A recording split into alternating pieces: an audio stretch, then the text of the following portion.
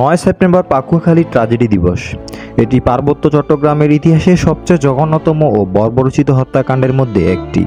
1996 সালে ৯ September সন্তুল armour নেতৃত্বাধীন শান্তিবাহিনী রাঙ্গামাটি জেলার পাকুয়াখালীতে নিরীহ এবং নিরস্ত্র বাঙালি কাঠুরিয়াদের উপর নির্মম হত্যাকাণ্ড চালিয়ে তাদের বীভৎস মানসিকতার এক জঘন্যতম দৃষ্টান্ত স্থাপন করেছিল।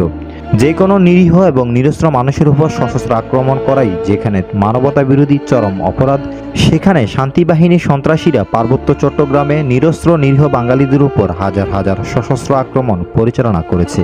তাছাড়াও শান্তিবাহিনী পাহাড় থেকে ৩৮,০০০-এর বেশি বাঙালি আবাল বৃদ্ধ বনিতাকে হত্যা করেছে। এর মধ্যে কিছু কিছু ঘটনা আছে যেগুলো কোনোভাবেই মানুষের কর্ম বলে বিশ্বাস করা যায় না। রাঙ্গামাটি জেলার পাকুয়াখালীতে গণহত্যার মতো নির্মম হত্যাকাণ্ড পরিচালনা করে শান্তিবাহিনী।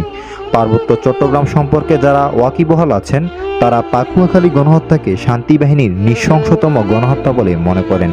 কেননা সেদিন শান্তিবাহিনী মিটিং করার মিথ্যা আশ্বাস দিয়ে ডেকে নিয়ে ৩৫ জন নিরীহ বাঙালি কাঠুরিয়াকে নির্মমভাবে হত্যা করেছিল। অবাক করার বিষয় হচ্ছে শান্তিবাহিনী সেদিন এতগুলো মানুষকে হত্যা করতে একটি বুলেটও ব্যবহার করেনি। হাত পা বেঁধে লাঠি দিয়ে পিটিয়ে, দা দিয়ে কুপিয়ে এবং বন্দুকের বেয়নেট ও অন্যান্য দেশীয় অস্ত্র দিয়ে খুঁচিয়ে খুঁচিয়ে নানাভাবে যন্ত্রণাদায়ক কষ্ট দিয়ে হত্যা করেছিল এই অসহায় মানুষগুলোকে। প্রতিটি লাশকেই বিকৃত করে সেদিন চরম অমানবিকতার দৃষ্টান্ত স্থাপন করেছিল এই শান্তিবাহিনী। সেদিনের এই অমানবিকতার নির্যাতনের শিকার হওয়া বাঙালি পরিবারগুলো আজও এর সঠিক বিচার পায়নি। এই বীভৎস লাশের করুণ চিত্র এখনও আমাদের হৃদয়কে নাড়া দেয়।